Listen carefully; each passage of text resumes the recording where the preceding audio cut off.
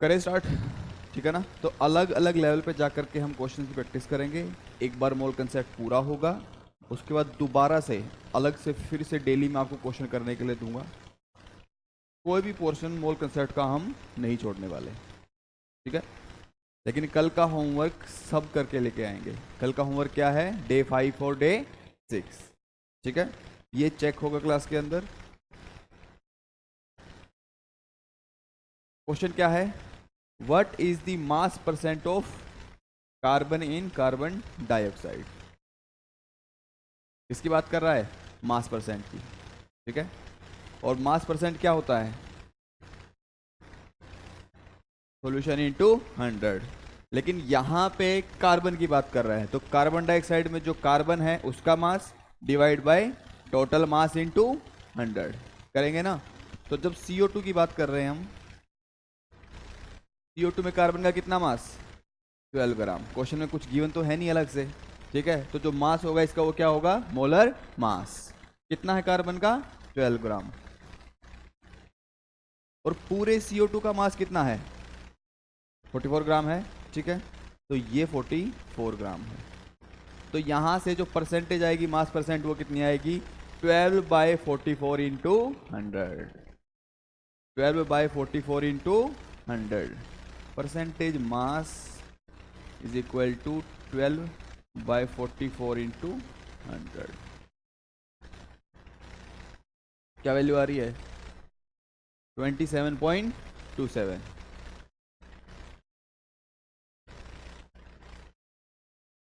Clear है सबको? ठीक है। एक बार रिकैप करेंगे, लास्ट क्लास में हमने क्या क्या पढ़ा है। कौन कौन नहीं था लास्ट क्लास में? अच्छे से हाथ ऊपर उठाओ, कौन कौन नहीं था। बाकी सब लोग थे, क्यों नहीं आए? तबीयत खराब थी? क्लास मत मिस किया करो अनटिल अनलेस तबीयत खराब ना हो, ठीक है ना। कोशिश किया करो कि क्लास में आओ, आके बैठ के सीख के तो जाना है, ठीक है ना। या सोते रह गए थे? कई बार ऐसा भी तो होता है कि सोते रह गए, पता ही नहीं चला। चलो थोड़ा सा रिकैप करेंगे। ये क्वेश्चन होमवर्क के लिए दे दूं? सेम क्वेश्चन है, ठीक है। Which compound has same mass percent of carbon same as CH3COOH? यहाँ पे कार्बन का मास परसेंट निकालेंगे और सब में निकाल के क्या करेंगे? उससे कंपेयर कर देंगे। बात क्लियर है? सेम क्वेश्चन है, इसको भी करके लेके आओगे।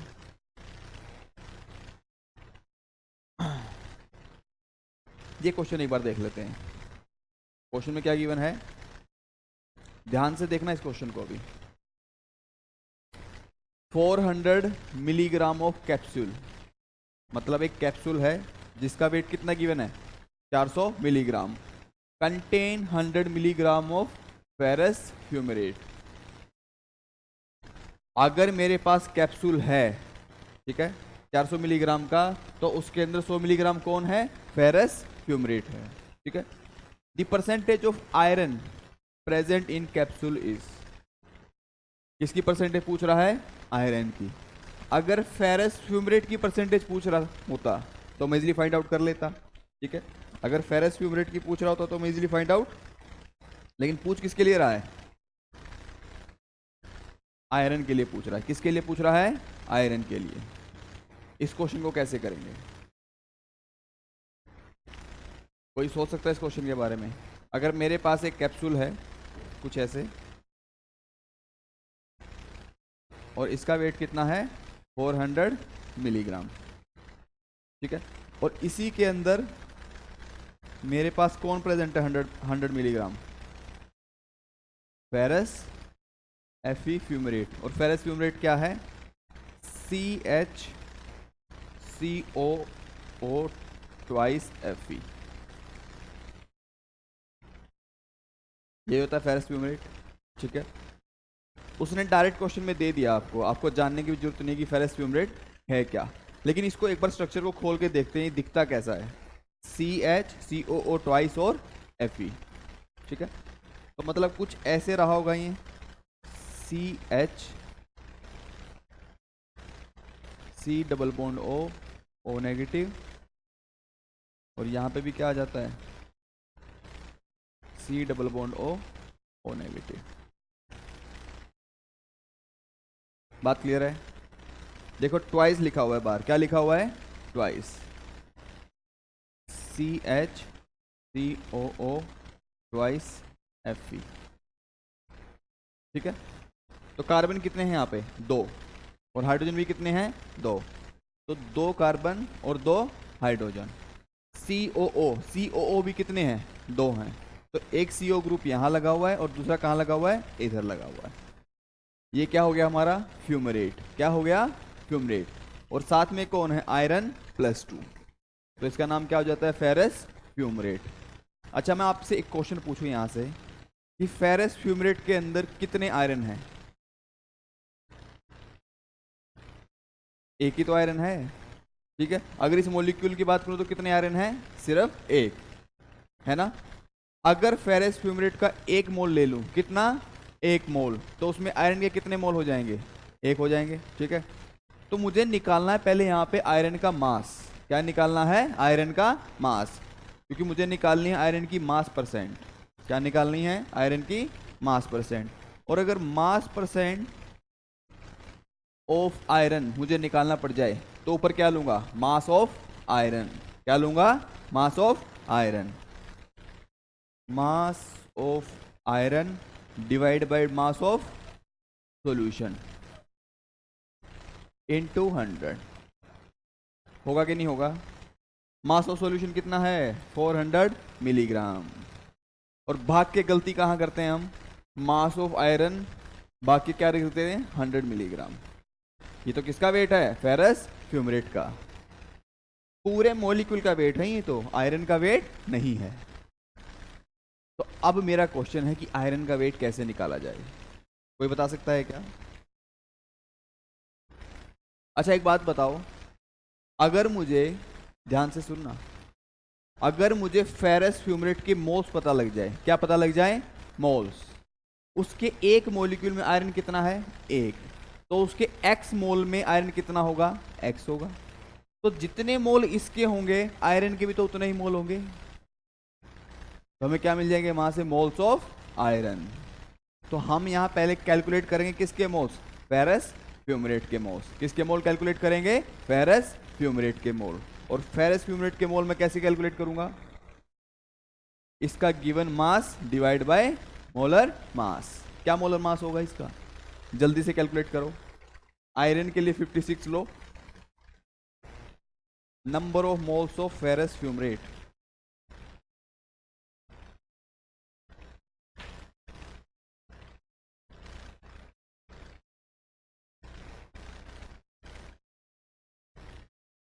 हंड्रेड को मैं किससे डिवाइड करूं? मोलर मास से करूंगा। नंबर ऑफ मोल्स क्या होते हैं? Given mass by molar mass. ठीक है, तो यहां पे 100 है मास और डिवाइड बाय मोलर मास क्या होगा? जल्दी से कैलकुलेट करो। आयरन के लिए है 56। देखो मैं कैलकुलेट कर देता हूं। आयरन के लिए क्या है? 56 प्लस बाहर क्या है? 2, तो 2 को बाहर रखेंगे। अंदर क्या है? कार्बन के लिए 2 कार्बन है। एक कार्बन के लिए 12, तो 2 के लिए 24। क्या आ जाएगा? 24 प्लस हाइड्रोजन के लिए 1 और ऑक्सीजन के लिए क्या हो जाएगा? 32। जल्दी से कैलकुलेट करके बताओ क्या वैल्यू आ रही है? 170। जल्दी कैलकुलेट करो। 170 आ रही है? सबकी आ रही है 170 वैल्यू? तो मोलर मास की जो वैल्यू है वो कितनी है? 170। यहां से 170 मुझे मिली। लेकिन एक बात देखो, ये है मिलीग्राम में। किस में है? मिलीग्राम में। और ये है ग्राम पर मोल में। क्या मुझे यूनिट सेम करनी चाहिए? यूनिट तो सेम करने की जरूरत है। ठीक है, तो अगर मुझे मिलीग्राम से ग्राम में जाना तो क्या करूंगा? मिलीग्राम से ग्राम में जाना है, 10⁻³ से मल्टीप्लाई। 1 ग्राम में कितने मिलीग्राम? 1000 मिलीग्राम। कितने होते हैं? 1000 मिलीग्राम। तो 1 मिलीग्राम में कितने ग्राम हो जाएंगे? 10⁻³ मिलीग्राम। लिख लो इसको। ठीक है,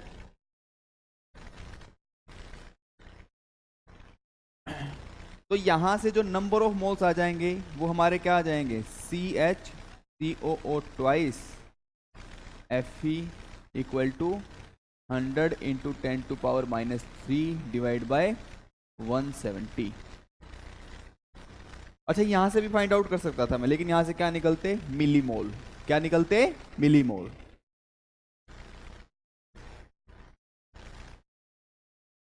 जो मोल्स इसके हैं फेरस फ्यूमरेट के, वही मोल किसके हैं, आयरन के हैं। किसके हैं, आयरन के हैं। अच्छा एक बात बताओ, यहां पर आयरन अगर 2 होता, क्या होता, आयरन अगर 2 होता तो आयरन के मोल कितने होते, 2 गुना होते।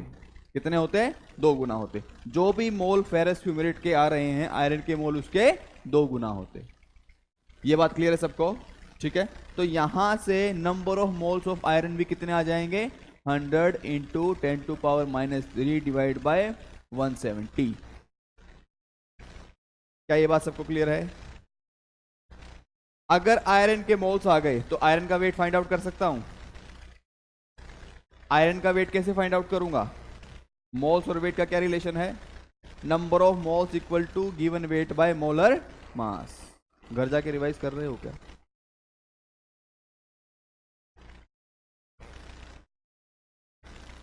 एकदम से यूनिट खत्म हो जाएगी, फिर एकदम से आएगा टेस्ट, और आप वही मिस्टेक फॉलो करोगे जो 11th के बाकी बैचेज ने मिस्टेक करी। उनकी क्या मिस्टेक थी बताऊं, उनकी एक ही मिस्टेक रही है कि उन्होंने डेली घर जाकर के 3 से 4 क्वेश्चन भी सोल्व नहीं किए। और उनकी प्रॉब्लम पता है कब पता चली, जब टेस्ट हुआ मेगा टेस्ट, उससे पहले 2 दिन पहले, 2 दिन पहले वो सारी जनता एकदम लगी हुई, सर डाउट सर डाउट, लेकिन उससे पहले कोई भी डाउट नहीं था, क्योंकि वो डेली काम नहीं कर रहे थे। क्लियर है बात, ठीक है। डेली थोड़ा थोड़ा मैनेज करके चलना पड़ेगा, कुछ कुछ क्वेश्चंस डेली करने पड़ेंगे। बात क्लियर है, ठीक है। ये जो बताया अभी तक सबको क्लियर है बातें यहाँ पे। तो अगर मोल्स ऑफ आयरन आ गए तो वेट ऑफ आयरन कितना हो जाएगा, number of moles multiply by molar mass of iron. Iron का मोलर मास कितना है 56, 100 इंटू 10⁻³ 170 इंटू 56। यूनिट क्या होगी, ग्राम। यूनिट क्या होगी, ग्राम। अब मेरे पास आयरन का मास भी है, सॉल्यूशन का मास भी है। क्या मैं निकाल सकता हूं मास परसेंट ऑफ आयरन, क्या वैल्यू आएगी, जल्दी से रखो। सॉल्यूशन का मास कितना है 400 मिलीग्राम, उसको किस में कन्वर्ट करोगे, ग्राम में। या तो उसको मिलीग्राम में निकाल लो, ठीक है, या फिर इसको ग्राम में कन्वर्ट कर लो। यूनिट ऊपर नीचे क्या होनी चाहिए, सेम। जल्दी से आंसर निकालो इसका क्या होगा अभी।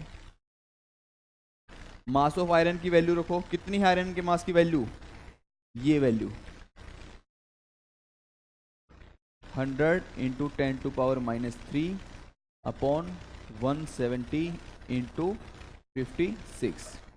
मास ऑफ सॉल्यूशन कितना गिवन है 400, कितना है 400, 400 मिलीग्राम है, तो ग्राम में कन्वर्ट करूंगा 10⁻³ इंटू 100। एक चीज देख रहे हो, यहां से मैंने नंबर ऑफ मोल्स निकाले,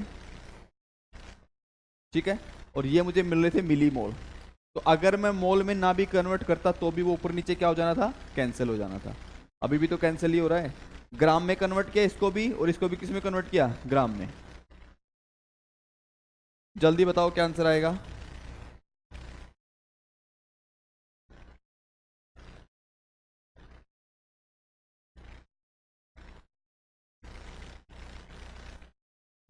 कैलकुलेट करो। फर्स्ट आ रहा है क्या, ये बहुत अच्छा क्वेश्चन है। इसके लिए बार बार आपको दिमाग में सोचना पड़ेगा कि हुआ क्या इस क्वेश्चन में। एक बार दोबारा बताऊं, दोबारा बताने की जरूरत है, ठीक है। सबने नोट डाउन कर लिया है क्या, ठीक है। देखो हमें क्वेश्चन में क्या दिया है, स्टेप वाइज देखते हुए चलते हैं पहले दोबारा से।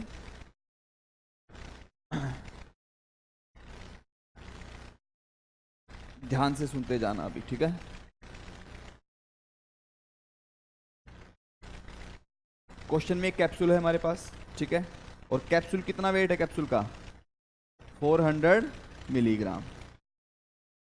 और कैप्सूल के अंदर कौन प्रेजेंट है 100 ग्राम, 100 मिलीग्राम फेरस फ्यूमरेट। अच्छा, फेरस का क्या मतलब होता है, जब आयरन +2 स्टेट में होता है उसको क्या बोलते हैं, फेरस। क्या बोलते हैं, फेरस। लिख लो कहीं पर, Fe+2 एरो डाल के फेरस, Fe+2 क्या बोलते हैं, फेरस। और Fe+3 क्या हो जाता है, फेरिक। क्या हो जाता है, फेरिक।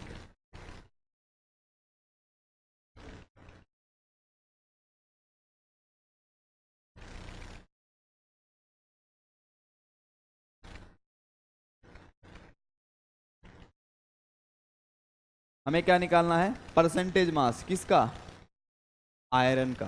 किसका निकालना है, आयरन का। अगर फेरस फ्यूमरेट का परसेंटेज मास निकालना तो हमारे लिए आसान था क्वेश्चन, है ना। इसका 100 मिलीग्राम दिया है, इसका 400, 100/400 इंटू 100, हमारा सीधा क्या आ जाता, मास परसेंट। लेकिन पूछ किसका रहा है, आयरन का पूछ रहा है। जो फेरस फ्यूमरेट के अंदर प्रेजेंट आयरन है, इसका मास परसेंट पूछ रहा है, ठीक है। बात क्लियर है। तो मास परसेंट ऑफ आयरन क्या होगा, मास ऑफ आयरन,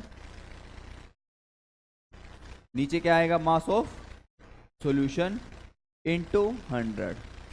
सॉल्यूशन का मास कितना है, 400 मिलीग्राम है ऑलरेडी, ठीक है। हमें निकालना क्या है, पहले मास ऑफ आयरन। और आयरन का मास निकालने के लिए पहले उसके निकालने पड़ेंगे क्या, मोल्स। क्या निकालने पड़ेंगे, मोल्स। और क्वेश्चन में साफ साफ दिख रहा है कि फेरस फ्यूमरेट के अंदर आयरन कितना है, 1 प्रेजेंट है। कितना प्रेजेंट है, 1। तो मतलब जो मोल फेरस फ्यूमरेट के होंगे वही मोल किसके हो जाएंगे, आयरन के हो जाएंगे। वही मोल किसके हो जाएंगे, आयरन के हो जाएंगे, ठीक है। तो फेरस फ्यूमरेट के मोल अगर मैं निकालने चलूंगा, उसका वेट गिवन कितना है मुझे, 100 मिलीग्राम। तो 100 मिलीग्राम को ग्राम में कन्वर्ट किया तो 10⁻³ से मल्टीप्लाई, डिवाइड बाय उसका मोलर मास। मोलर मास क्या होगा, 170 ग्राम पर मोल। बात क्लियर है। और यही मोल किसके होंगे, आयरन के होंगे। जो मोल मैंने इसके लिए निकाले हैं वही मोल किसके हो जाएंगे, आयरन के हो जाएंगे। तो यहां से मुझे पता है कि number of moles of CHCOO twice Fe equal to number of moles of iron. बोल सकता हूं मैं ये बात, ठीक है। तो number of moles of iron कितने आ गए यहां से, यही वैल्यू आ गई, 100 इंटू 10⁻³ डिवाइड बाय 170। अब मुझे क्या निकालना है, मोल से वेट। वेट किसका, आयरन का। आयरन का वेट कैसे निकालूंगा, मुझे पता है number of moles equal to given weight by molar mass, यही फॉर्मूला होता है। तो वेट क्या आ जाएगा, number of moles into molar mass. तो मोल्स तो हमें पता है कितने हैं, 100 इंटू 10⁻³ डिवाइड बाय 170। और मोलर मास आयरन का कितना है, 56। एक चीज देख रहे हो क्वेश्चन के अंदर, मैंने ना तो यहां पे कैलकुलेशन करी, ना मैं यहां कर रहा हूं, ना मैं यहां पे कर रहा हूं। कैलकुलेशन पार्ट कहां करूंगा, सबसे लास्ट में जाकर के, ताकि मेरा टाइम सेव हो। बात क्लियर है। किसी क्वेश्चन में अगर कैलकुलेशन बड़ी मिल जाए तो उसको कैसे सोल्व करते हैं, उसको मल्टीप्लिकेशन में ही रखो और सबसे लास्ट में जाके उसको सोल्व करो। हो सकता है लास्ट में जाने के बाद बहुत सारी वैल्यू कैंसिल आउट हो जाए। क्लियर है बात। ये किसका मास आ गया, आयरन का मास आ गया, किसमें, ग्राम में। मास ऑफ आयरन हमें मिल चुका है, उसकी वैल्यू यहां पुट करो, 100 इंटू 10⁻³ इंटू 56 डिवाइड बाय 170। और नीचे क्या है, मास ऑफ सॉल्यूशन कितना है, 400 मिलीग्राम। तो ग्राम में लिखूंगा तो क्या आ जाएगा, 400 इंटू 10⁻³ और यहां पे 100 ऑलरेडी है ही, 10⁻³ से ये कैंसिल हुआ, ठीक है। ये चीज क्लियर है बात। और 100 से ये 400 में क्या आ जाएगा, 4, ठीक है। 56/4 क्या होता है, 14, ठीक है। यहाँ पे क्या आ जाएगा, 14। तो जो हमारी वैल्यू आएगी वो आएगी 1400 डिवाइड बाय 170, 0 से 1 0 कैंसिल,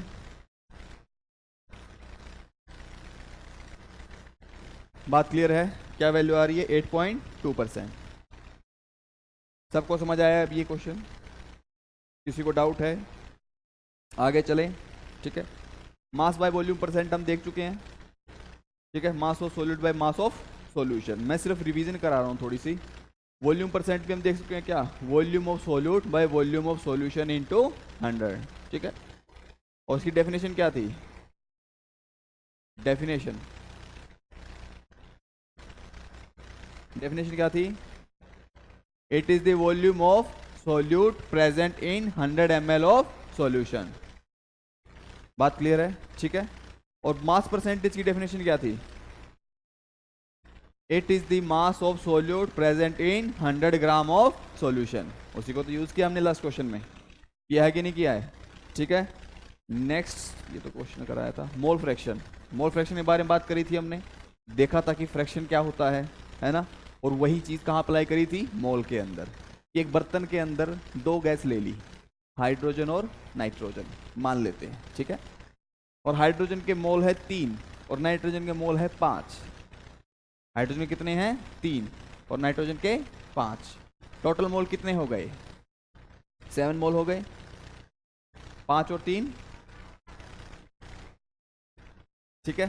तो अगर इस बर्तन के अंदर एक गैस है A जिसके मोल है 5 और एक गैस है B जिसके मोल है 3,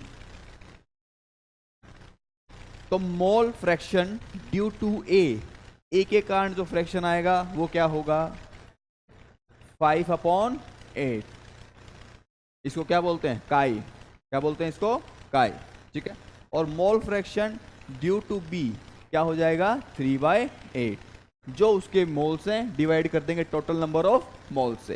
टोटल नंबर ऑफ मोल कितने हैं? 5 + 3 8। बात क्लियर सबको? ठीक है। अच्छा, मोल फ्रैक्शन की कोई यूनिट होगी क्या? ऊपर भी मोल है और नीचे भी मोल है, तो मोल तो कोई यूनिट है ही नहीं, ऊपर नीचे क्या हो गए? कैंसिल हो गए। बात क्लियर है सबको? ठीक है। ये क्वेश्चन देख चुके थे हम, है ना। अच्छा क्वेश्चन था ये। Mole fraction is a temperature dependent, क्या है? क्या वो टेम्परेचर डिपेंडेंट नहीं था, ठीक है। मैं सिर्फ रिवीजन करा रहा हूं लास्ट क्लास का। मोलैरिटी के बारे में हमने बात करी थी। मोलैरिटी क्या थी? Number of moles of solute present in 1 litre of solution. Definition तो यही कहती है। अपनी डेफिनेशन क्या कहती है? मिठास, ठीक है।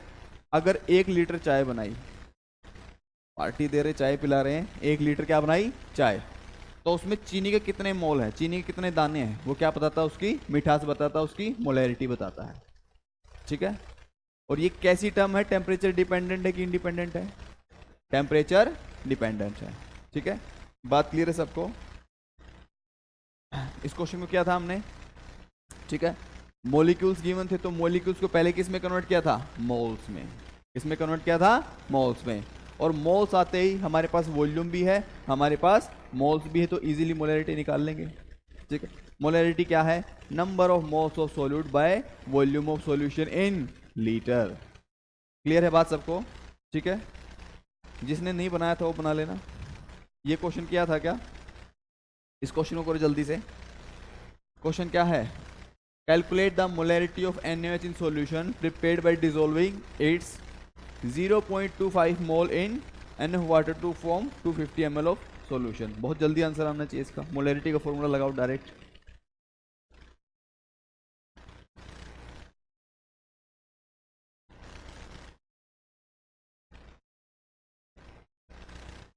जो आपकी फेयर नोटबुक है उसी में कल क्वेश्चंस बना के लाने हैं, ठीक है। बनाए हैं, डे 5 डे 6 के बना के लाना, कोई भी नोटबुक में बना के लेके आओ, ठीक है। लेकिन कल मुझे चाहिए, वरना मैं क्लास में बैठने नहीं दूंगा। करूंगा, कल चेक करूंगा ना।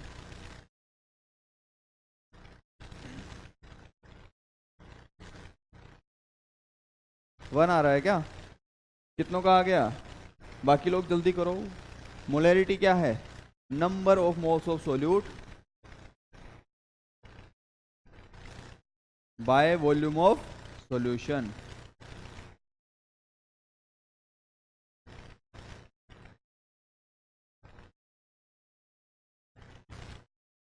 मोल कितना है 0.25। अगर मोल 0.25 है और वॉल्यूम कितना है 250 ml, तो इस ml को किस में कन्वर्ट करोगे लीटर में, डिवाइड कर दूंगा किससे 1000 से, तो वैल्यू क्या आ गई 0.25 अपॉन 250 और 1000 कहाँ चला जाएगा ऊपर। क्या वैल्यू आएगी 1। क्या वैल्यू आ रही है 1 मोलर। क्लियर है सबको बात? ठीक है, क्लास मिस मत करना, अभी भी बोल रहा हूं, एक क्लास जैसे ही मिस होगी आपकी कनेक्टिविटी खत्म हो जाएगी टॉपिक के साथ। बात क्लियर है?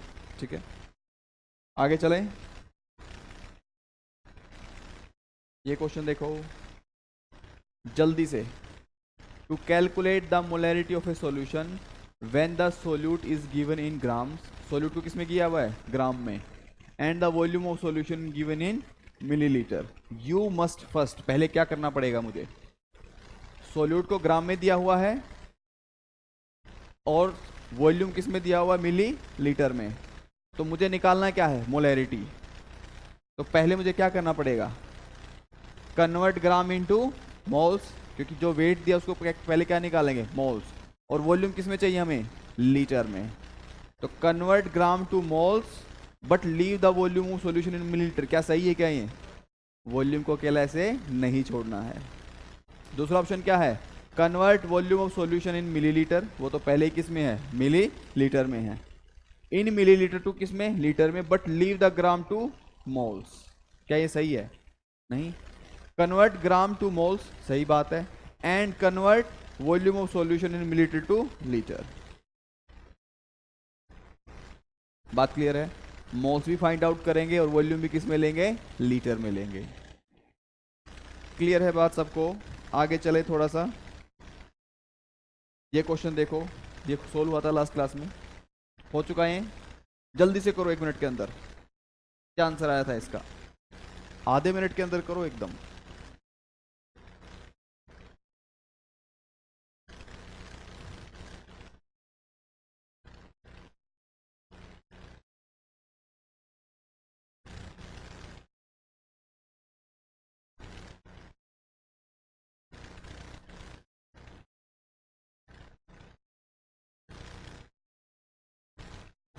मोलैरिटी कितनी है 0.8 मोलर, वॉल्यूम कितना है, वॉल्यूम तो निकालना है, मोल्स कितने हैं 100 मिली मोल्स,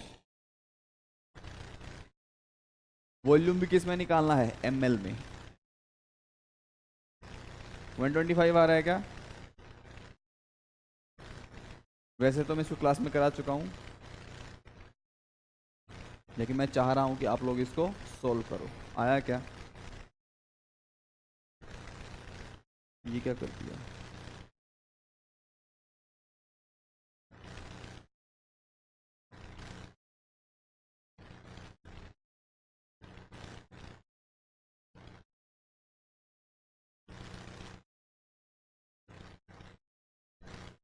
नोट्स बना रहे हो तुम लोग?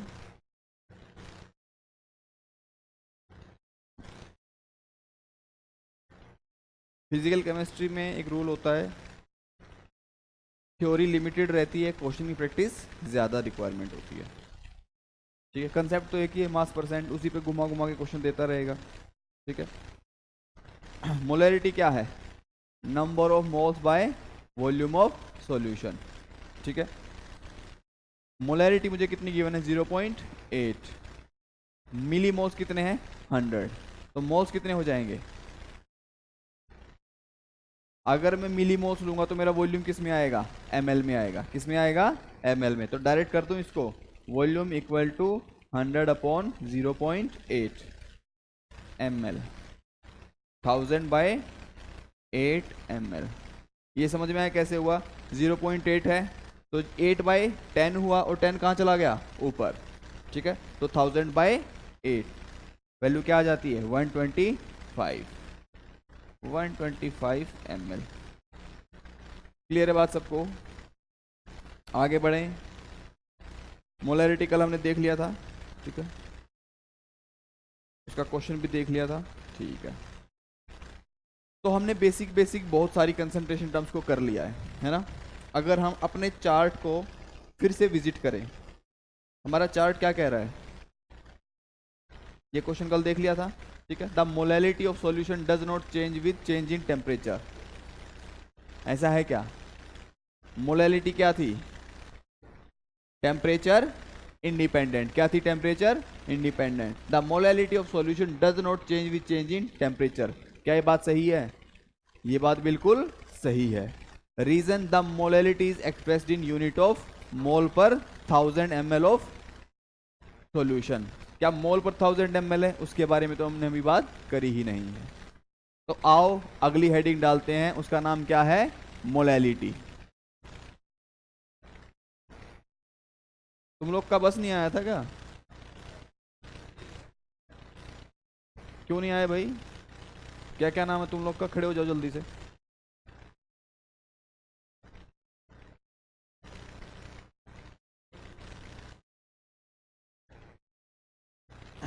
और बाकी लोग कहाँ हैं अभी जो माय बॉयज? अच्छा, एक पेज पे नाम लिख के दो अपने। 1 2 3 4 5 6 7 8 नाम लिख के दो जल्दी से। हो गए? ठीक है, एक पेज पे जल्दी से नाम लिख के दो।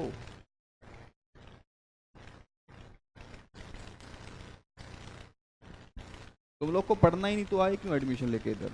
घर बैठो अपना आराम से, खेती बाड़ी करो। क्या जरूरत है? डॉक्टर बनने के लिए बहुत लोग हैं हमारे पास,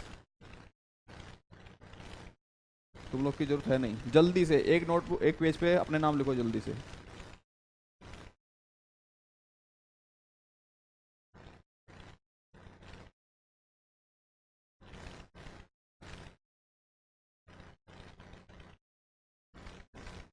जल्दी नाम लिखो, मेरे पास टाइम नहीं है इतना।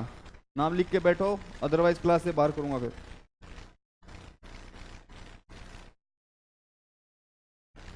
दो क्वेश्चन तरीके से दे दिए ना, सोल्व होंगे नहीं।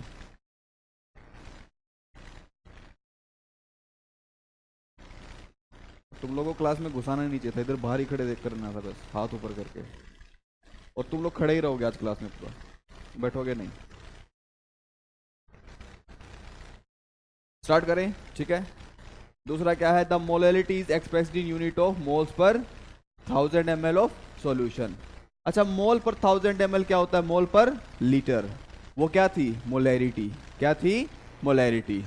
मोलैलिटी क्या ये टर्म होगी? नहीं होगी। ये तो क्या होती है? हमारी मोलैरिटी होती है। तो ये क्या हो जाएगा? गलत हो जाएगा। ठीक है, बात क्लियर है? हमने कंसंट्रेशन टर्म्स देखी थी। बात क्यों हो रही है? भगा दूंगा क्लास से? क्या दिक्कत है? हाथ ऊपर करके खड़ा करा दूंगा आवाज सुन गई तो। बदतमीजी एकदम पसंद नहीं क्लास में मेरे को। नाम लिखे तुम लोगों ने?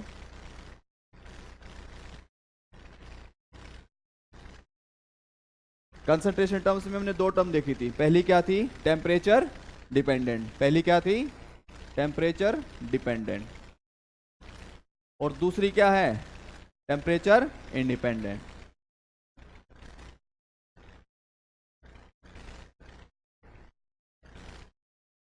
जल्दी से बोलते जाओ, टेम्परेचर डिपेंडेंट कौन कौन सी थी? मोलैरिटी, नॉर्मेलिटी, ठीक है, परसेंटेज मास बाय वॉल्यूम, और यहां पे कौन कौन सी थी? मोलैलिटी, ठीक है, mole fraction, percentage mass by mass, और फोर्थ वन क्या है? पीपीएम, पार्ट्स पर मिलियन। ठीक है, ये सब जो है टेम्परेचर पे डिपेंड करती हैं, और वो सब टेम्परेचर पे डिपेंड नहीं करती है। इनमें क्या है? सब में वॉल्यूम। क्या आ रहा है? वॉल्यूम। और यहां पे क्या टर्म है? मास। ठीक है, परसेंटेज मास बाय मास हम देख चुके हैं क्या? परसेंटेज मास बाय हम पढ़ चुके हैं। परसेंटेज मास बाय वॉल्यूम भी हम पढ़ चुके हैं। परसेंटेज वॉल्यूम बाय वॉल्यूम हो चुका है। क्या मोल फ्रैक्शन हो गया है? मोलैरिटी के बारे में बात कर ली हमने, ठीक है। लास्ट क्लास में क्या पढ़ा था? मोलैरिटी, ठीक है। बचता क्या क्या है? मोलैलिटी, नॉर्मेलिटी और पीपीएम, ठीक है। हेडिंग डालो molality, small M.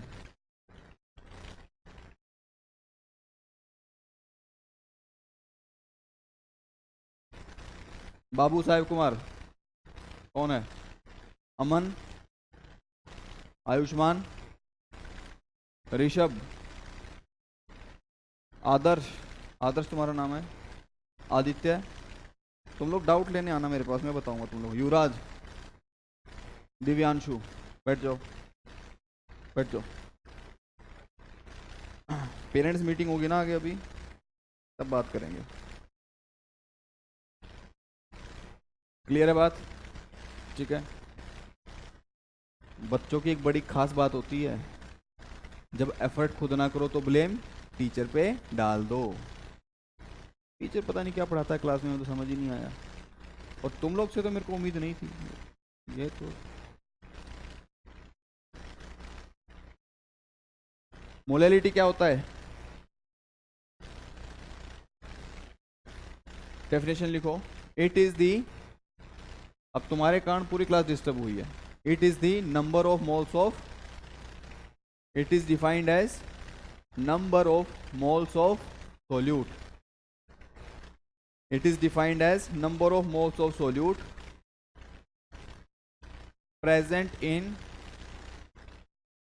number of moles of solute present in 1 kilogram of solvent.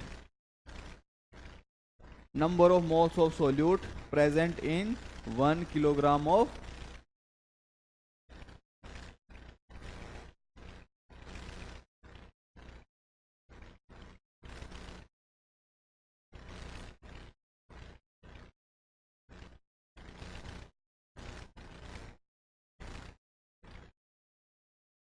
तो फॉर्मूला क्या हो जाएगा? Number of moles of solute bye mass of solvent in KG.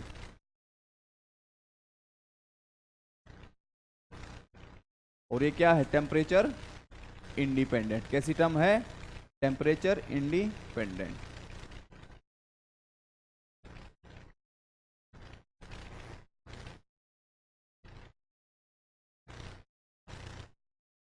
Question लिखो। Find out the molality, small m. Find out the molality of a solution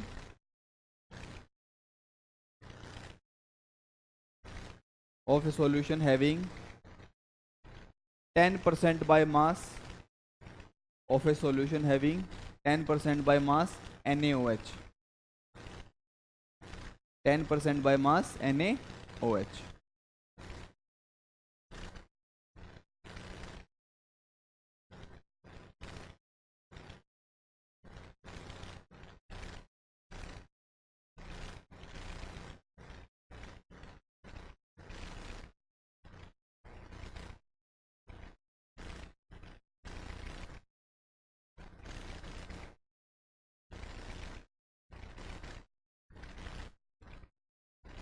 अगर 10% by mass है, बातचीत नहीं।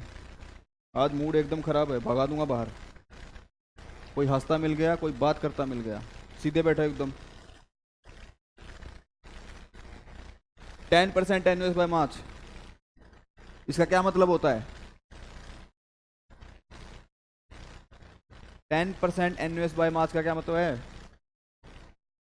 Mass of solute present in 100 gram of solution. कितना मास हो जाएगा? 10 ग्राम।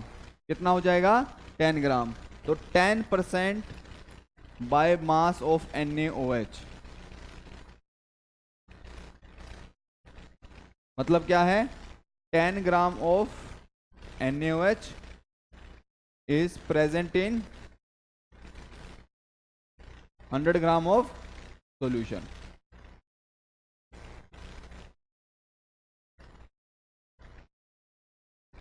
अगर molarity find out करनी तो क्या क्या चाहिए? Mass, number of moles of solute divide by mass of solvent, ठीक है। तो number of moles of solute कितने आएंगे? जल्दी कैलकुलेट करके बताओ। मास कितना है सॉल्यूट का? 10 ग्राम। जल्दी आंसर आना चाहिए। तुमने मजाक बना दिया क्लास का एकदम।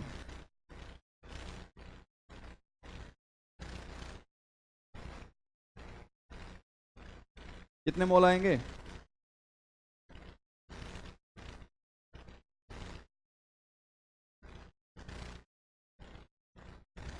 नेक्स्ट टाइम से या तो कोई टाइम पे आएगा, वरना क्लास में एंट्री है ही नहीं। मरो जाके, कहीं मरना है, क्या फर्क पड़ता है? घाटा होना तुम्हारा होना है।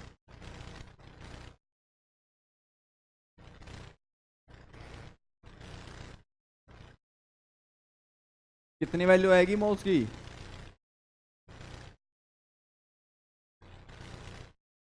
कितनों के आ गए मोल्स? बाकी लोग क्या कर रहे हैं बैठ के?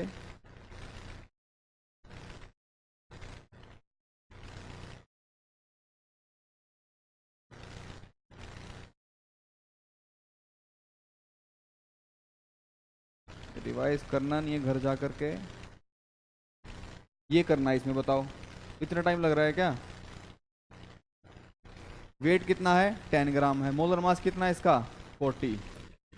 10 बार बता चुका हूँ, 10/40 करो, खेल खत्म। अगर नंबर ऑफ मोल्स आ गए तो नीचे क्या चाहिए? मास ऑफ सॉल्वेंट। और सॉल्यूशन किस किस का बना है? सोल्यूट और सॉल्वेंट का। अच्छा, सॉल्वेंट क्या होता है?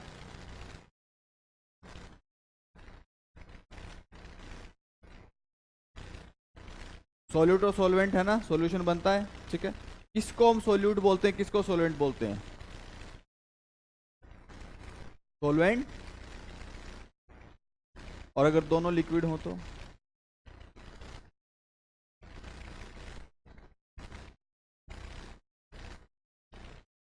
सोल्यूट। मैक्सिमम। ज्यादा कौन है? सॉल्वेंट। तो पहला हम बोल सकते हैं क्या, कि सोल्यूट और सॉल्वेंट को डिफरेंशिएट करते हैं on the basis of quantity. किस बेसिस पे? क्वांटिटी पे। जो क्वांटिटी में ज्यादा है वो क्या होगा? सॉल्वेंट होगा, और जो क्वांटिटी में कम है वो क्या होगा? सॉल्यूट होगा।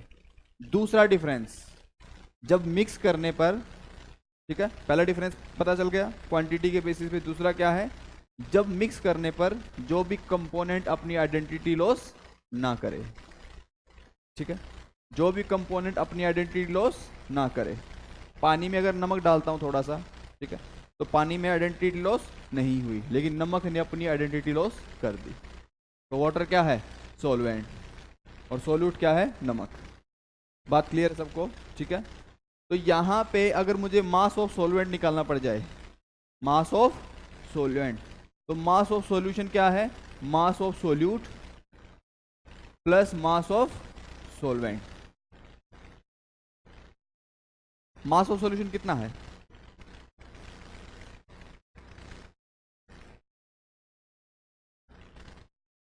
मास ऑफ सॉल्यूशन कितना है? 100 ग्राम है। जाहिर सी बात है, जब उसने 10% दे दिया, इसका मतलब क्या है? 10 gram of solute is present in 100 gram of solution. तो सॉल्यूशन का मास कितना आ गया? 100 ग्राम। ठीक है। तो सॉल्यूशन का मास 100 ग्राम है। मास ऑफ सॉल्यूशन कितना है? 10 ग्राम। कितना है? 10 ग्राम। तो मास ऑफ सॉल्वेंट कितना आ जाएगा यहाँ से? 90। क्या वैल्यू आ जाएगी? Mass of solvent equal to 90 gram. बात क्लियर है? यहां मिस्टेक क्या करते हैं हम लोग? फोन चलाना बंद कर दो, बहुत देर से देख रहा हूं मैं।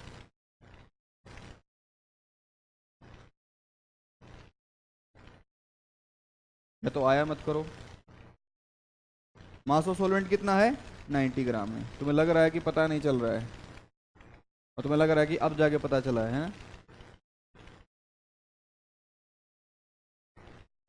मास ऑफ सॉल्वेंट कितना है? 90 ग्राम। तो मोलैलिटी क्या आ जाएगी? Number of moles of solute कितना? 1/4 divide by what? Mass of solvent कितना होगा? 90 ग्राम। और ये किस में होना चाहिए? किलोग्राम में। तो ऊपर किससे मल्टीप्लाई कर दूंगा? 1000 से। 1/4 इंटू 90 इंटू 1000, क्या वैल्यू आ जाएगी? करो कैलकुलेट।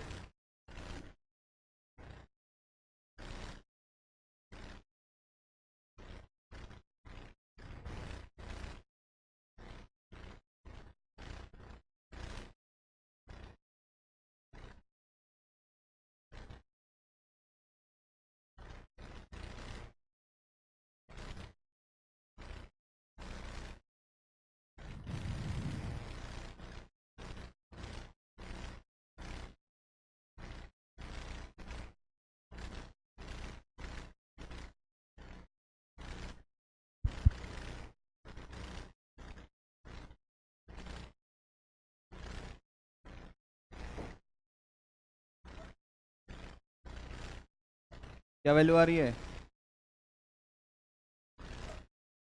बात क्लियर है सबको? ठीक है, हमने क्या फाइंड आउट किया? मोलैलिटी। क्या फाइंड आउट किया? मोलैलिटी। अगला हेडिंग डालो, नॉर्मेलिटी।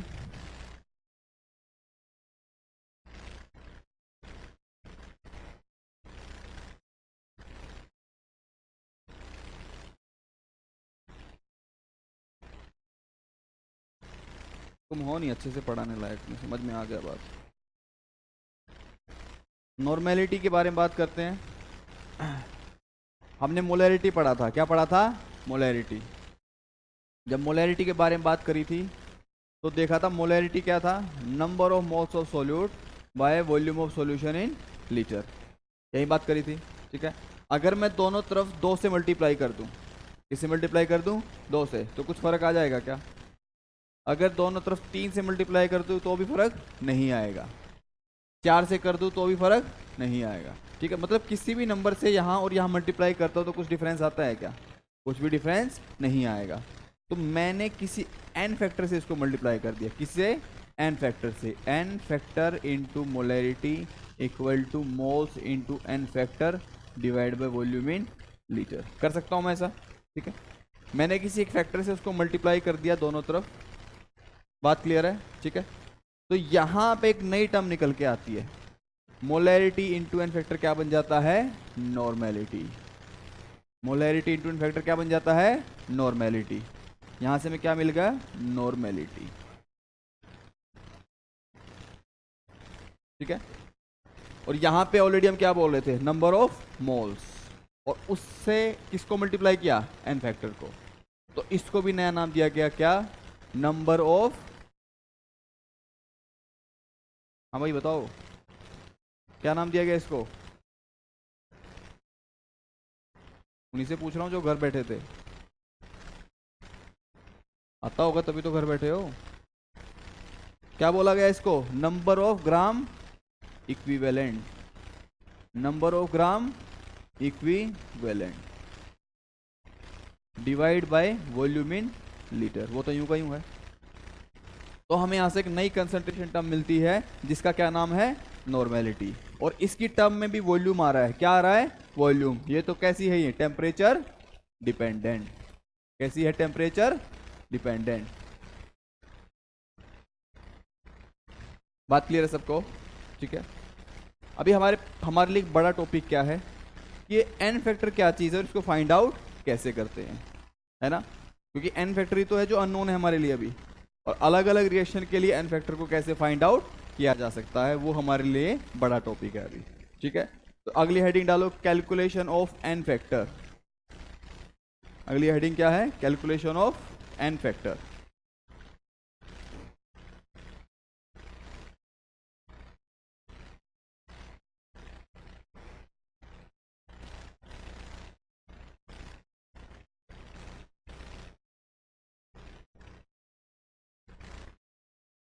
इसको स्लैश करके लिखो वैलेंसी फैक्टर। क्या लिखोगे? Valency factor.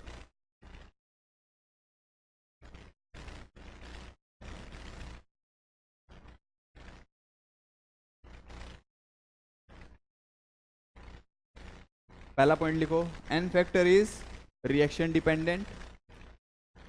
N factor is reaction dependent. दूसरा पॉइंट, पहला पॉइंट लिखा, N factor is reaction dependent.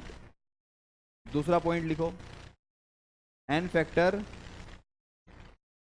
Can not be, N factor can not be zero और negative.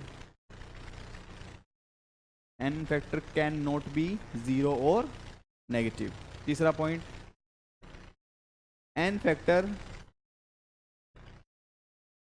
Can be positive comma, N factor can be positive comma can have value in fractions. Can have या may have values in fraction. Fraction मतलब P by Q की form में। बात clear सबको? ठीक है, पहली हेडिंग डालते हैं एन फैक्टर फॉर एसिड और बेस। किसके लिए निकाल रहे हैं? एन फैक्टर एसिड और बेस के लिए। ठीक है, अगर एसिड बेस की बात करूं, मैं कोई भी एसिड ले लेता हूं, ठीक है ना। एसिड लिया मैंने, मान लो HCl। कौन सा लिया? HCl। HCl के पास H प्लस देने के लिए कितने हैं? एक है। ठीक है, तो जितना एसिड के पास H प्लस देने के लिए है और जितना बेस के पास OH माइनस देने के लिए, वही उसका क्या हो जाता है? N factor. ठीक है, तो पहला हेडिंग डाला एसिड और बेस।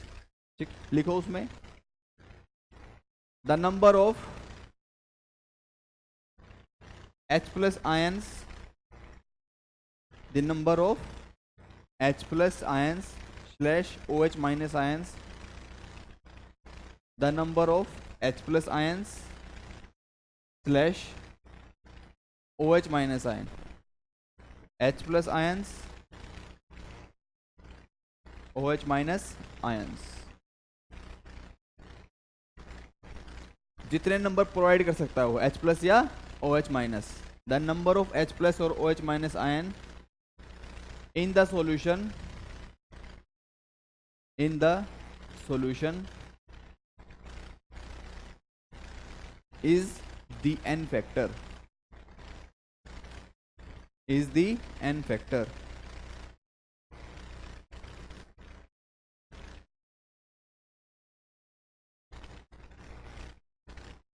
क्लियर है सबको? ठीक है, example, for example for HCl कितना H प्लस डोनेट कर सकता है वो? 1, तो एन फैक्टर क्या हो जाएगा? 1। फॉर HCl कितने H प्लस डोनेट कर सकता है? 1। HCl can donate 1 H plus, HCl can donate H plus in aqueous solution, तो उसका एन फैक्टर क्या हो जाएगा? 1। अच्छा, एक और एग्जांपल अगर पूछूं मैं, H2SO4, H2SO4 कितने H प्लस देगा सॉल्यूशन के अंदर? 2 H प्लस देगा, तो एन फैक्टर क्या हो जाएगा? 2। एन फैक्टर कितना हो गया? 2। HNO3 1 होगा, ठीक है, कितने H प्लस देगा? 1। बात क्लियर है? ठीक है, यहां पर मैक्सिमम देखेंगे कि कितने H प्लस और OH माइनस आयन हमें प्रोवाइड करवाएगा।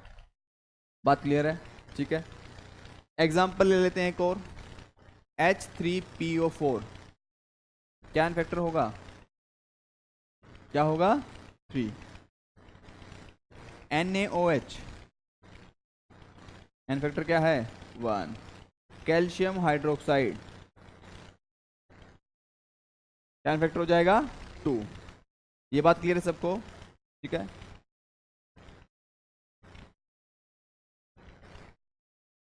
For HCl, for HCl, HCl तो HCl है, एन फैक्टर कितना रहेगा? चाहे 10 ले लो, चाहे 20 ले लो। बात क्लियर है? समझे बात को? ठीक है, जितने H प्लस उस मॉलिक्यूल के अंदर है, जो एक मॉलिक्यूल, ठीक है, इसलिए उसको डिफाइन करते हैं क्या? पर एटम। क्या डिफाइन करते हैं? पर एटम या पर मॉलिक्यूल। इट इज डिफाइंड पर मॉलिक्यूल। ठीक है, सबको क्लियर हुआ? क्वेश्चन लिखो, फाइंड दी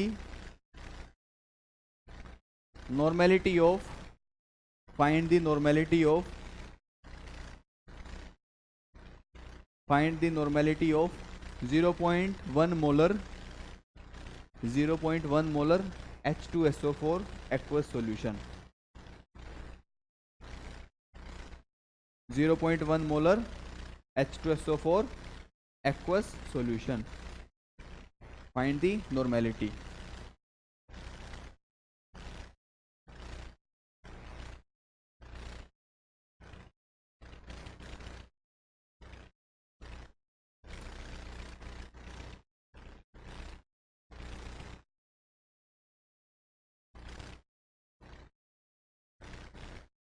क्या फाइंड आउट करना है? नॉर्मेलिटी। और लास्ट पेज पे हमने देखा था क्या, नॉर्मेलिटी हमारी क्या थी? नॉर्मेलिटी क्या आई थी? Molarity into N factor. यहाँ से नॉर्मेलिटी हमें क्या मिली थी?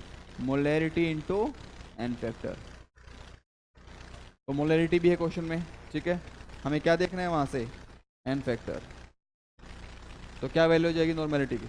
0.2। क्लियर है बात? नॉर्मेलिटी क्या है? Molarity into N factor. तो लिख सकता हूँ मैं normality equal to molarity into N factor. तो मोलैरिटी कितनी है? 0.1। एन फैक्टर कितना है H2SO4 का? 2। कितना है? 2, क्योंकि H प्लस देने वाले कितने हैं? 2 हैं। तो नॉर्मेलिटी यहाँ पे क्या आ गई? 0.2 नॉर्मल। क्वेश्चन लिखो, फाइंड दी नॉर्मेलिटी ऑफ। समझ में आया है सबको? कितनों को समझ में आया ये नॉर्मेलिटी वाला कंसेप्ट?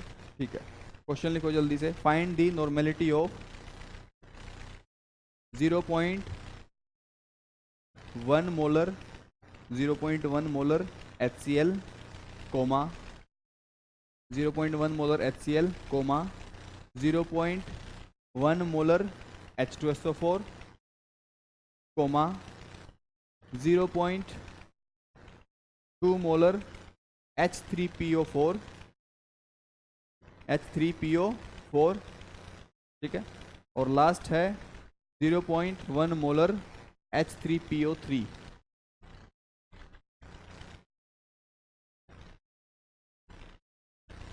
क्या क्या बोला मैंने? 0.1 मोलर, पहले क्या था? HCl, और दूसरा क्या है? 0.1 molar H2SO4, 0.2 molar H3PO4, 0.1 molar H3PO3। जल्दी से हो गया? क्या फाइंड आउट करना है? नॉर्मेलिटी।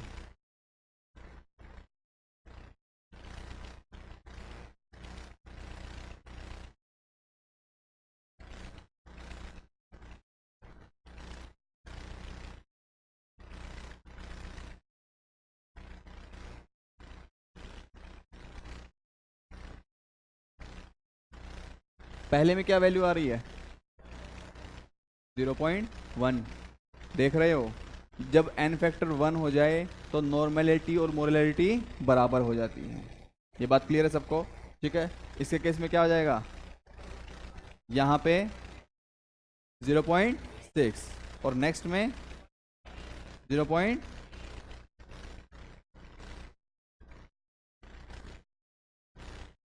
बात क्लियर है सबको?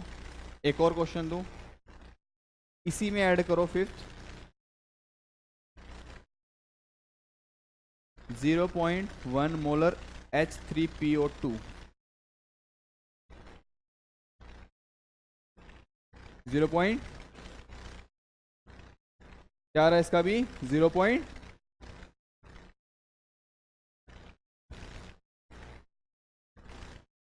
ये गलत है और ये गलत है। ये ठीक है एकदम, ये भी बहुत अच्छा, ये भी बहुत अच्छा। गलत कौन हो गए? ये दोनों। जानते हैं उसका कैसे, ठीक है। देखो ध्यान से देखना इस बात को। HCl H प्लस दे रहा है, क्या दे रहा है? H plus.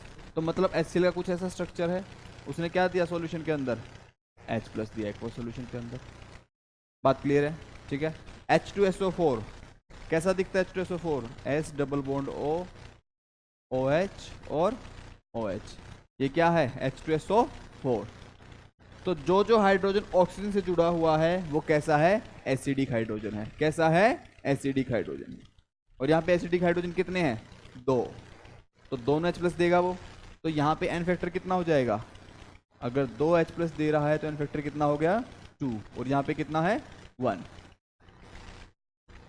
बात समझ में आ रही है? ठीक है। लेकिन बात करते हैं H3PO4 की। P double bond O, OH, OH और OH। ये क्या है? H3PO4। एसिडिक प्रोटॉन वही होगा जो ऑक्सीजन से जुड़ा होगा इस केस के अंदर। ठीक है। तो यहाँ पर कितने हाइड्रोजन ऑक्सीजन से जुड़े हुए हैं? 3। तो तीनों हाइड्रोजन ऑक्सीजन से जुड़े हुए हैं, तो एन फैक्टर कितना हो गया? 3 हो गया है। बात क्लियर है? लेकिन अगर बात करूं H3PO3 की, किसकी बात करूं? H3PO3 की, तो इसका स्ट्रक्चर कुछ ऐसा होता है।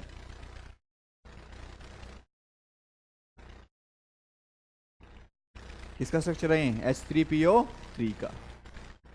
यहां पर ऑक्सीजन से जुड़े हुए हाइड्रोजन कितने हैं? कितने हैं? 2। और 2 हैं तो एन फैक्टर क्या हो जाएगा?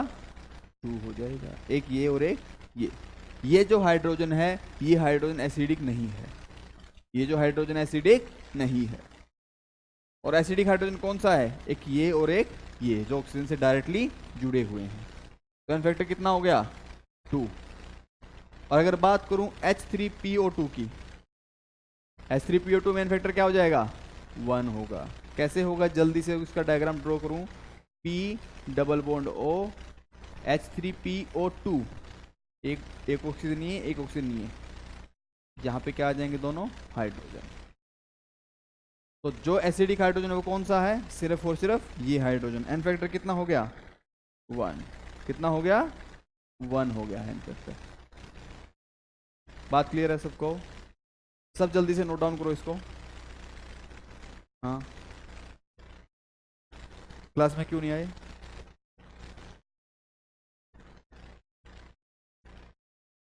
आप इसी क्लास में हो ना? अच्छा, चश्मा ले लो जल्दी से।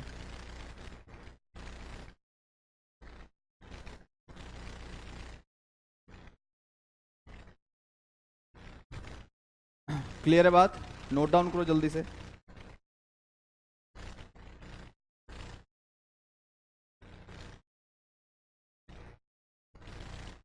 होमवर्क दे रहा हूं, एक क्वेश्चन लिखो। फाइंड दी नॉर्मेलिटी, चेक करूंगा कल मैं। Find the normality of 0.2 molar H3BO3। H3BO3 B. Homework में क्वेश्चन दे रहा हूं। 0.2 मोलर H3BO3 बोरिक एसिड। क्या नाम है इसका? Boric acid. इसका क्या निकालना है? नॉर्मेलिटी निकालनी है। क्या निकालनी है इसकी? Normality. Find out normality.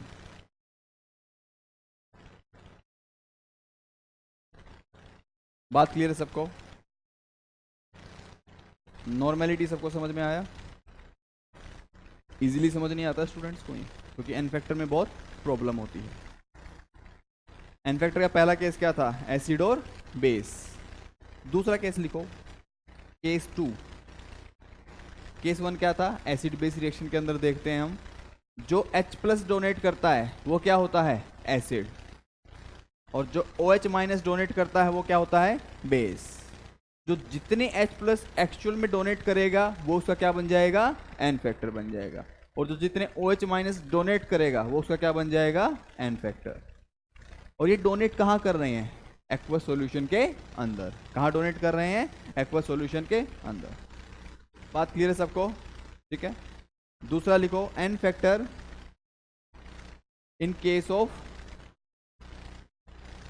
In case of redox reaction. N factor in case of redox reaction.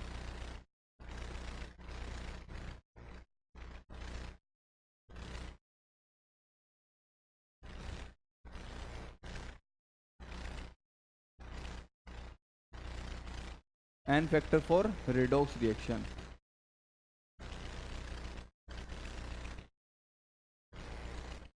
Redox reaction.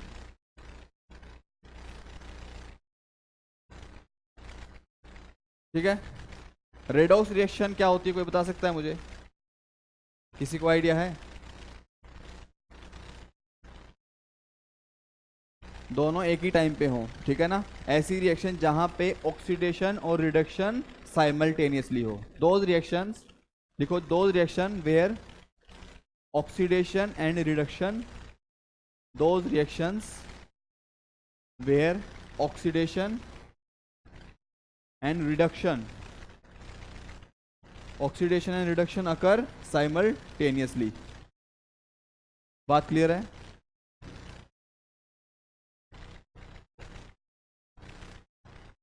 Simultaneously, एक साथ, SIMULTANEOUSLY, साइमल्टेनियसली, उनको क्या बोलते हैं? Redox reaction. ठीक है, तो जान तो लिया कि ऑक्सीडेशन और रिडक्शन साइमल्टेनियसली होता है। तो ऑक्सीडेशन क्या होता है? Addition of oxygen. और रिडक्शन क्या होता है? Addition of hydrogen. होता है कि नहीं होता है? लेकिन अगर मैं इलेक्ट्रॉन की टर्म्स में बात करूं, किसकी टर्म्स में? इलेक्ट्रॉन की टर्म्स में, तो ऑक्सीडेशन क्या होता है? Loss of electron.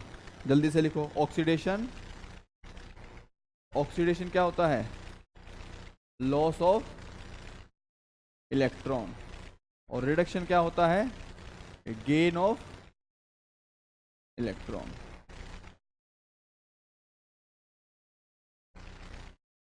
अगर मान लो कोई स्पीशीज ए है, क्या है? ए स्पीशीज है। ए से कहां जा रहा है? A2 positive. तो उसने क्या किया होगा? 2 इलेक्ट्रॉन लूज किए होंगे, 2 इलेक्ट्रॉन लूज किए होंगे। तो जो नेट चार्ज आएगा वो उसका क्या बन जाएगा? N factor. क्या बन जाएगा? N factor. अगर स्पीशीज ए से A+3 में जा रहा है तो एन फैक्टर क्या हो गया? 3। यहां पे एन फैक्टर क्या है? 2।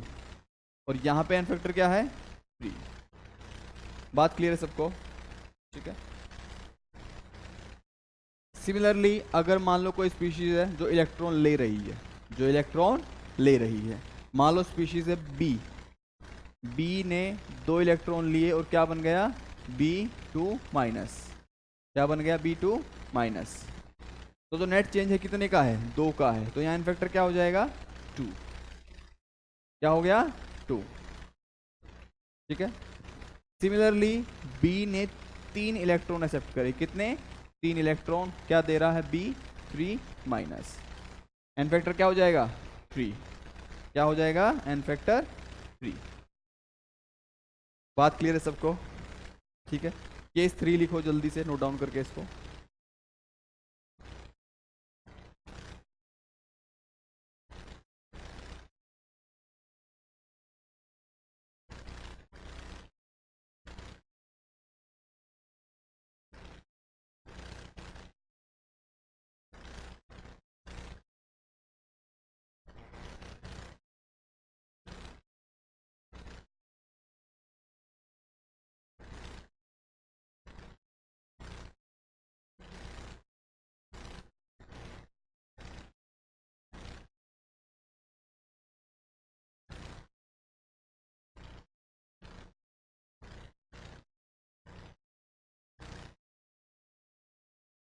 बात क्लियर है? तीसरा केस लिखो जल्दी से। इन केस ऑफ सॉल्ट, तीसरा और आखिरी केस। इन केस ऑफ सॉल्ट,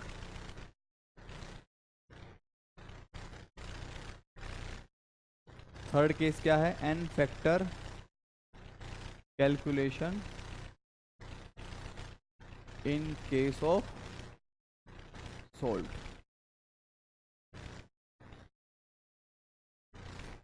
ठीक है। मान लो NaCl है मेरे पास। क्या है? NaCl। अच्छा एक बात बताओ, अगर NaCl मेरे पास है तो कैसे आयनाइज होगा? Na प्लस और Cl माइनस, ऐसे ही तो आयनाइज होगा ना। NaCl अगर मेरे पास है तो कैसे जा रहा है? Na प्लस एक्वस सॉल्यूशन में और Cl माइनस। ठीक है। दूसरा मेरे पास है कैल्शियम सल्फेट। क्या है? Calcium sulphate. तो कैल्शियम सल्फेट भी सॉल्ट है और ये कैसे जाएगा? Ca2 प्लस और SO4 2 माइनस, SO4 2 माइनस। ठीक है। तीसरा सॉल्ट है मेरे पास MgSO4 मैग्नीशियम सल्फेट। ये कैसे टूटेगा? Mg2 positive aqueous plus SO4 2 minus aqueous. ठीक है। लिखो in case of salt, in case of salt, in case of salt net positive charge on cation, net positive charge on cation और net negative charge on anion, net positive charge on cation और net negative charge on anion is the N factor. या तो net positive charge किस पे देखोगे, cation पे या फिर एनायन पे, वो उसका क्या हो जाएगा, एन फैक्टर। पहले केस में एन फैक्टर क्या होगा, नेट पॉजिटिव चार्ज कितना है कैटायन पे, किसी एक को देख लो, कैटायन को या फिर एनायन को, एन फैक्टर कितना हो जाएगा 1। दूसरे केस में एन फैक्टर क्या हो गया 2 और तीसरे केस में एन फैक्टर 2। ठीक है, बात क्लियर है सबको। जो नेट चार्ज कैटायन पे आएगा या फिर एनायन पे, क्योंकि सोल्ट जब बनता है तो कैटायन और एनायन का चार्ज क्या होता है, सेम होता है, तभी तो वो न्यूट्रल बनता है ना। तो किसी एक को हमें देखना है, तो इस क्वेश्चन को करो जल्दी से। फिर एन फैक्टर कैलकुलेट करो किसमें, Al2SO4 थ्राइस, क्या होगा इसमें एन फैक्टर,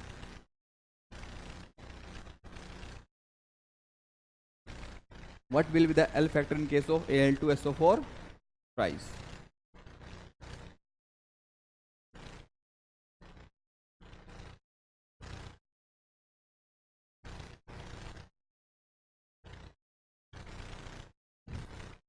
इसको तोड़ना सबको आता है, इसमें किस किस को नहीं आता है तोड़ना, क्योंकि वे 9th क्लास में आता है वैसे तो। ठीक है, देखो जब भी हम किसी चीज को ब्रेक करते हैं, है ना, आयंस के अंदर, तो कैसे करते हैं, Al2SO4 थ्राइस, यही लिखा हुआ है यहाँ पे। ठीक है, ध्यान से देखना है अभी, और ये हमेशा के लिए सिखा रहा हूं अभी के लिए। जो इसके पैर में है वो कहाँ जाएगा, इसके आगे, क्या जाएगा इसके आगे। पहली बात तो जो आगे लिखा होता है वो क्या होता है, कैटायन, और पीछे क्या होता है, एनायन। तो मैंने पहले लिख लिया कैटायन और बाद में क्या लिख लिया, एनायन। ठीक है, जो इसके पैर में है वो कहाँ जाएगा, आगे। ठीक है, और जो इसके पैर में है वो इसके आगे आ जाएगा। बात क्लियर है। ठीक है, और जो इसके पैर में है वो इसका चार्ज बन जाएगा, और जो इसके पैर में है वो इसका चार्ज बन जाएगा। तो यहाँ पे चार्ज क्या आ जाएगा, एल्यूमिनियम का 3+ और सल्फेट का 2-। ये बात क्लियर है। जो इसके पैर में था वो उसके आगे भी चला गया और चार्ज किसका बन गया, किसी दूसरे का। और जो एनायन के पैर में है वो उसके आगे भी आ गया और चार्ज बन गया किसका, कैटायन का। तो यहाँ पे 2Al3 पॉजिटिव और 3SO4 2-। तो अगर मैं नेट पॉजिटिव देखूं, क्या देखूं, नेट पॉजिटिव, तो 3 तो एक एल्यूमिनियम के लिए हो गया, 2 के कितना हो गया, +6। सिमिलरली एनायन के भी देख सकते हैं हम, 3×2=6। तो इसके केस में एन फैक्टर क्या होगा, 6 होगा। क्या होगा, 6 होगा। Find the N factor in case of MgCl2, क्या वैल्यू आएगी, MgCl2 मैग्नीशियम क्लोराइड, उसको ब्रेक करके देखो।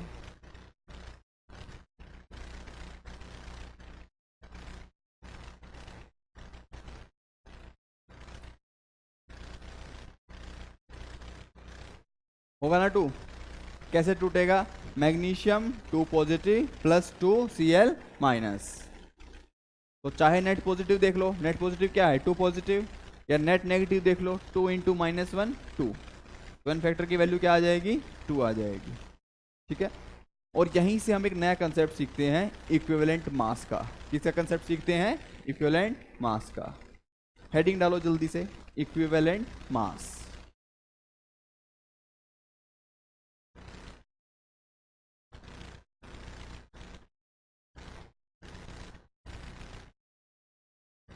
इक्विवेलेंट मास होता है molecular mass divide by N factor.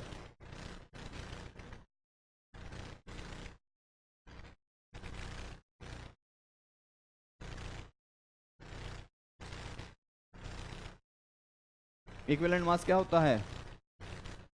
Equivalent mass, molecular mass divide by N factor. बात क्लियर है सबको? ठीक है। अगर मैं क्वेश्चन में पूछ लूं फाइंड दी, लिखो जल्दी से, find the equivalent mass of, find the equivalent mass of H2SO4, find the equivalent mass of H2SO4।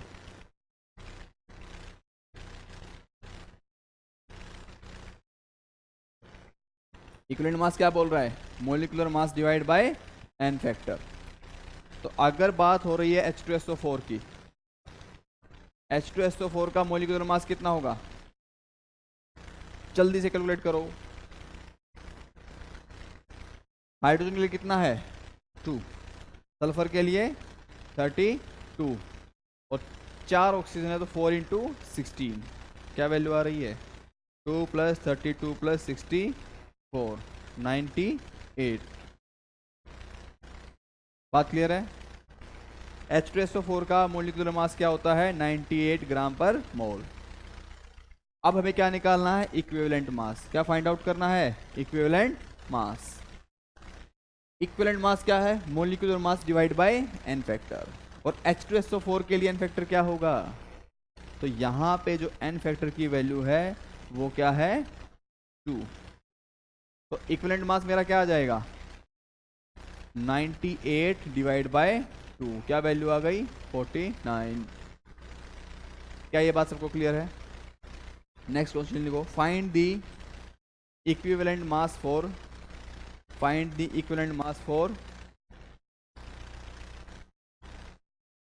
H3PO3, H3PO3, HCl and NaOH। H3PO3, HCl and NaOH। जल्दी से आंसर चाहिए इसका मुझे। Find equivalent mass for H3PO3, HCl, NaOH।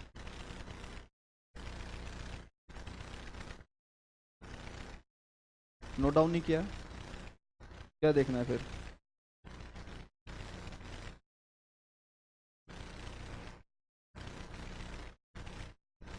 N factor 2 कैसे होगा?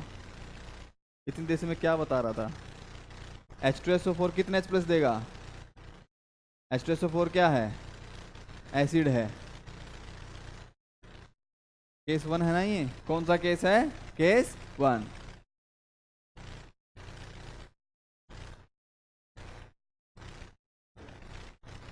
ये मैंने क्या दिए हुए हैं? एसिड। और ये क्या है? बेस। किस किस का हो गया है? तो मेरी शक्ल देखने से तो होगा नहीं, नीचे पेन चलाना पड़ेगा।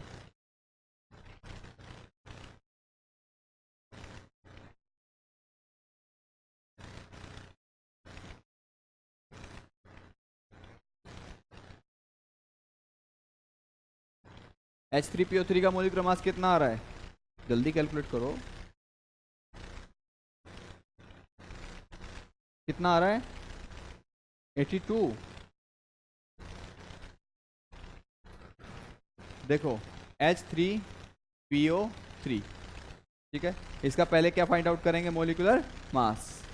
हाइड्रोजन के लिए कितना? 3, 3 हाइड्रोजन है। फॉस्फोरस के लिए कितना? 31। कितना होता है? 31। प्लस ऑक्सीजन के लिए कितना? 3 इंटू 16, वैल्यू क्या आएगी?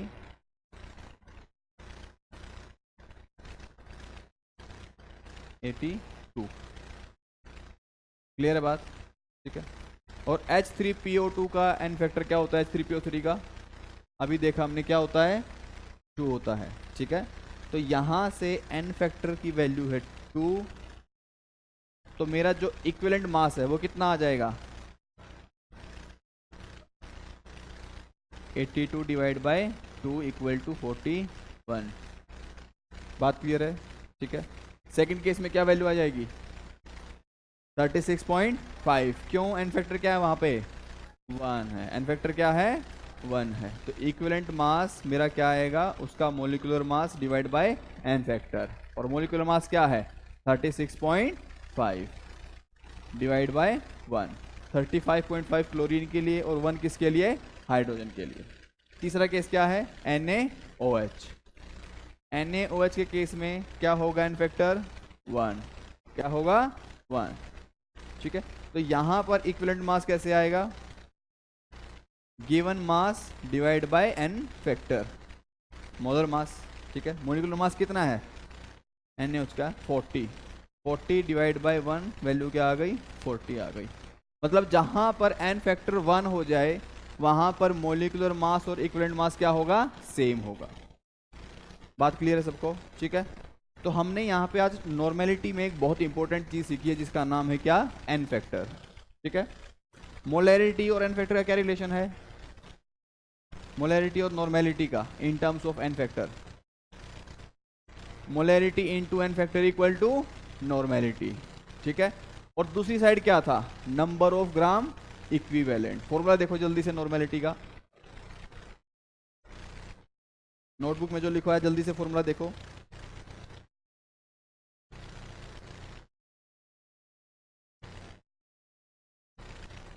Number of gram equivalent by volume equal to normality.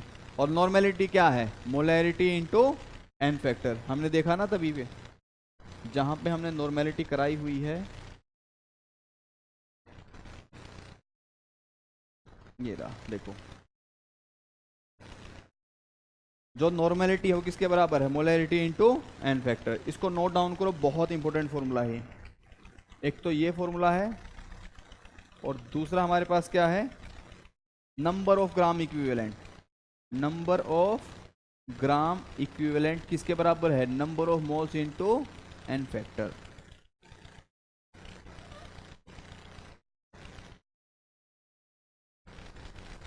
एक क्वेश्चन लिखो जल्दी से लास्ट। फाइंड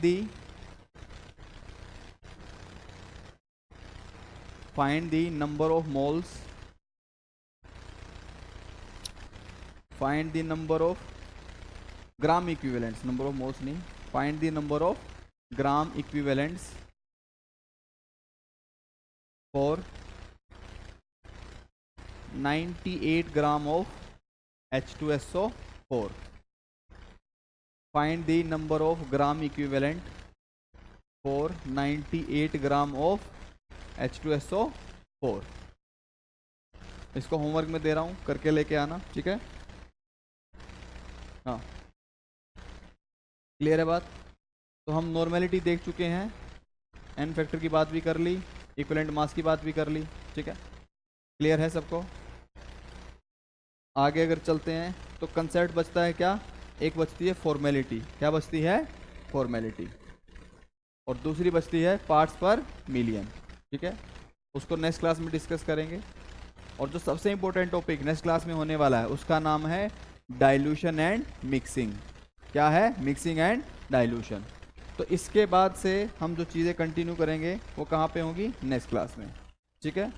तो यहाँ से हम जो स्टार्ट करेंगे वो नेक्स्ट क्लास में जाएगा।